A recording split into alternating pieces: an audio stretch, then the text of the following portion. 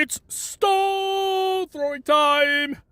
Last year, I called out the NCAA playoff committee who have been brainwashed by the SEC and ESPN for not getting Florida State in the Final Four.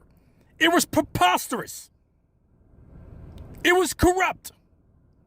Now, however, this year, there is a playoff 12.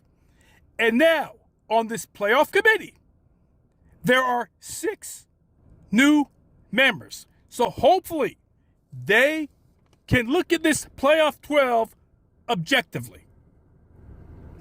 Now, I'm saying this.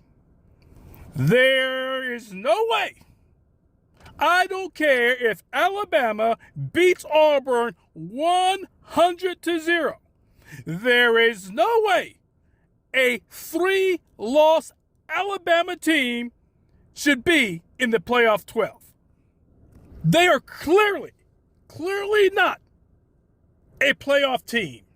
They have 3 losses, 1 to Vanderbilt, and the total beatdown and annihilation they got from a 5-5 unranked Oklahoma team by losing 24-3. Now, take note, this is the same Oklahoma team who got blasted by Texas 34-3, lost to South Carolina 35-9. I watched this whole Oklahoma-Alabama game. It was not competitive in any way.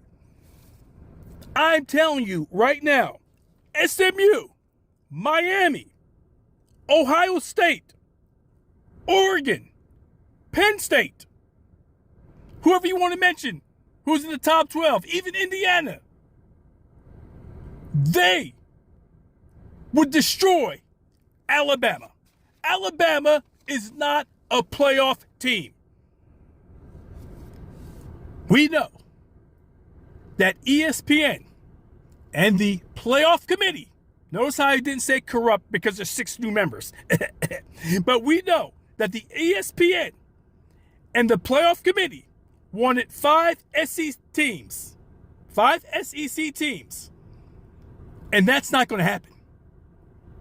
They're going to be fortunate if they get 3, with the latest losses by Alabama, Ole Miss, and Texas A&M. However, there should be two guaranteed ACC teams in there with 1 loss, and Miami and SMU. And they're going to play for the ACC championship game. So whoever loses will have 2 losses. So that team that loses will have 2 losses. They should be in the playoff 12 as well.